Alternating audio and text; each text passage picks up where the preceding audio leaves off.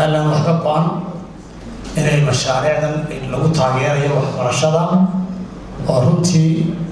ay ugu mudan tahay hay'adda UNICEF oo muddo dheer la soo shaqeynaysa Somaliland inaan garab joogsano ayaa halkan maanta u dhibnay aad iyo aad runtii waan u faraxsanahay mashruuc kasta oo tayada waxbarashada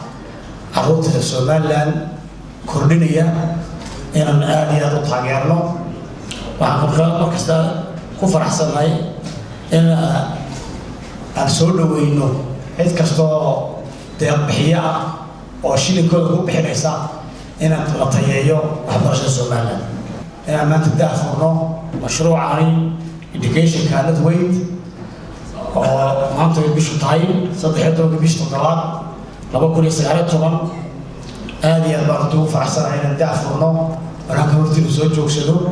anagoo muujinayna inaan ka go'an tahay inaan garab istaagno wax kasta oo lagu horumarinayo waxbarashada Somaliland xukuumadda Somaliland saa sheegay waxa markasta dadaal u jirtaa ama barnaamijka iyo xisbiga kulmiyada waxa ka ku cadeyn in tacliintii oo tayada tacliinta kor loo qaado haday tahay gaar ahaan waliba dugsiyada hoose dhexe waxbarashada asaasiga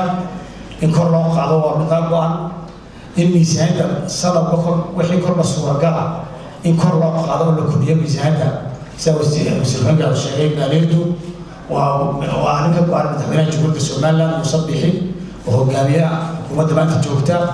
waxaa naga balana inaan gaarsiin doono insha Allah yoolkii loo baahnaa waqtigii amaartay loo qoondeeyay ama adduunyada u qoondeysay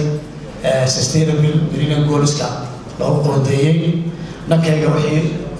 tamartay dowladda Somaliland diyaar u ah aad iyo aad baan maasintii dhammaantiin waa nagif weeye mashruucu sidaan loo